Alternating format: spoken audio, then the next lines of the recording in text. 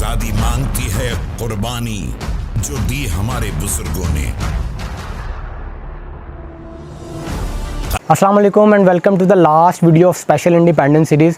तो आज की वीडियो में हम बेसिकली बात करेंगे गांधी जी के बारे में कि गांधी जी को किन लोगों ने कत्ल किया और उनका क्या मोटिव था उनको कत्ल करने के पीछे। तो 30 जनवरी 1948 को बिरला हाउस से जब गांधी जी इवनिंग प्रेयर्स के लिए ग्राउंड में पहुंचे तो वहां पे एक शख्स जो खाकी वर्दी में मलबूस था वो गांधी जी की तरफ बढ़ा।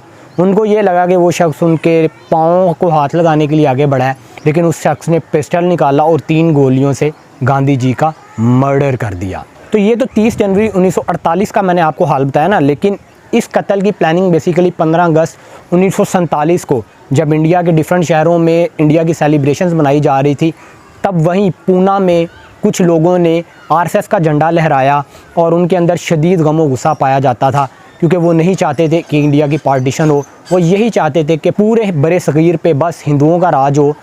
तो उस टाइम वहाँ पे एक हिंदू राष्ट्र न्यूज़पेपर की बुनियाद रखी गई जिसके ऑनर थे नाथूराम गॉडसे, जिन्होंने बाद में गांधी जी को कत्ल भी किया। तो नाथूराम गॉडसे ने जो हिंदू राष्ट्र न्यूज़पेपर कायम किया था, तो उन्होंने उसमें एक्सट्रीमिस्ट सोच के तहत डिफरेंट आर्टिकल्स लिखे जहाँ पे उन्होंने हिंदुओं को भड़काया कि वो इस पार्टीशन के ख़िलाफ़ उठें, और जिन लीडर्स ने ये पार्टीशन किया उन्होंने उनको अपना विलन कंसीडर किया। तो उन्होंने एक आर्टिकल में यहाँ तक लिखा कि गांधी जी जो ये कहते थे कि इंडिया को मेरी लाश के ऊपर से गुजर के ये लोग डिवाइड करेंगे। अब इंडिया तो डिवाइड हो चुका है, पाकिस्तान भी बन चुका है, लेकिन गांधी जी अभी भी अलाइव है। इस एक्सट्रीमिस्ट सोच ने नाथूराम गॉडसे और उनके जो क्राइमिन पार्टनर थे नारायण आप्टे, उनको इस हद तक मजबूर कर दिया कि वो गांधी जी को कत्ल करने तक चले गए।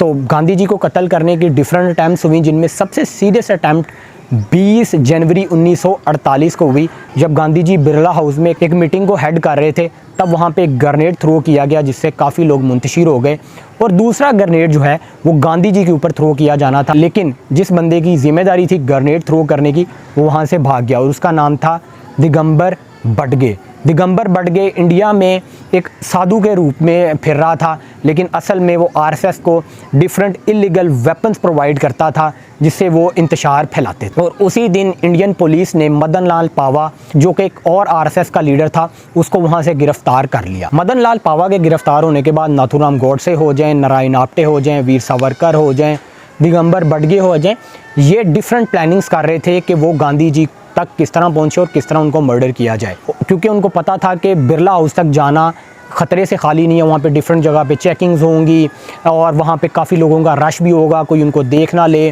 काफ़ी डिफरेंट उन्होंने टेक्निक सोची कि इस तरह का रूप धार के जाया जाए, इस तरह जाया जाए, लेकिन इवेंचुअली उन्होंने ये डिसाइड किया कि वो एक खाकी वर्दी लेंगे जिसको नाथूराम गॉडसे वियर करेंगे, उसमें वो पिस्टल छुपाएंगे और जो है वो बिरला हाउस पहुंचेंगे। लेकिन जब 30 जनवरी 1948 को नाथूराम गॉडसे बिरला हाउस पहुंचे तो वो ये देख के हैरान रह गए कि वहाँ पे कोई चेक एंड बैलेंस नहीं था, कोई चेकिंग नहीं हो रही थी, और वो इजीली ग्राउंड के अंदर दाखिल हो गए जहाँ पे गांधी जी इवनिंग प्रेयर्स के लिए आ रहे थे। तो गांधी जी जैसे ही बाहर निकले काफ़ी लोग वहाँ पे मौजूद थे। गांधी जी उन लोगों से मिल रहे थे, सब लोग बहुत खुश नज़र आ रहे थे। तो यूँ ही वो नाथूराम गॉडसे के आगे से गुजरे तो नाथूराम गॉडसे आगे बढ़े, ऐसा लगा कि वो गांधी जी के पाँव को हाथ लगाना चाहते हैं, लेकिन उसी टाइम नाथूराम गॉडसे ने पिस्टल निकाला और 3 बुलेट्स शूट की गांधी जी के ऊपर, और मौके पे ही उनकी डेथ हो गई। काफ़ी वहाँ पे अफरा तफरी मच गई, लेकिन नाथूराम गॉडसे ने कोई रेजिस्ट नहीं किया और उन्होंने ईज़िली सरेंडर कर दिया। जैसे ही ये गांधी जी के मर्डर की खबर पूरी इंडिया में फैली तो सब हिल के रह गए।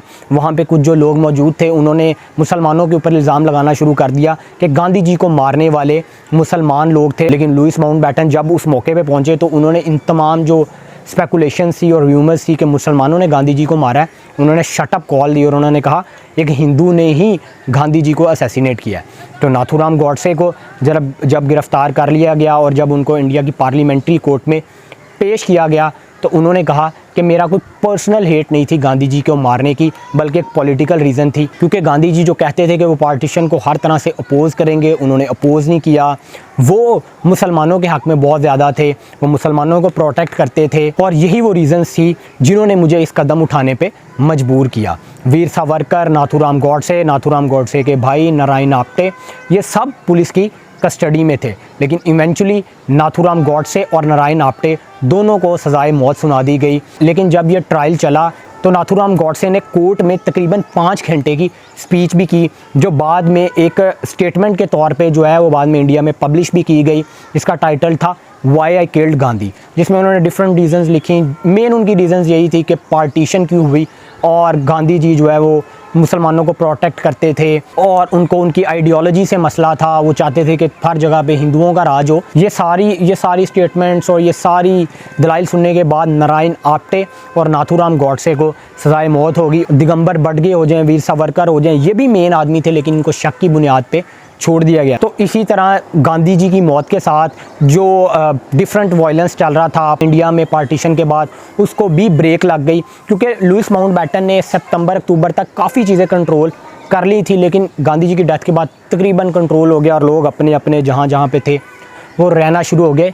और इसी तरह हमारी इंडिपेंडेंस सीरीज़ भी यहाँ पे ख़त्म होती है। मुझे उम्मीद है कि आपको वीडियोस पसंद आई होंगी। मिस्टेक्स भी मेरे से बहुत ज़्यादा होंगे जिनके लिए मैं एक्सक्यूज़ करता हूँ, लेकिन मैंने कोशिश यही की है कि जो डिफरेंट आर्टिकल, डिफरेंट बुक्स और जहाँ जहाँ से मुझे इन्फॉर्मेशन, कॉम्पैक्ट इन्फॉर्मेशन मिलती है वो मैं आप तक शेयर करूँ। It was a long process, 15 दिन की स्ट्रगल थी, कंटेंट ढूंढना, फिर उसको रिकॉर्ड करना, देन एडिट द वीडियोज़।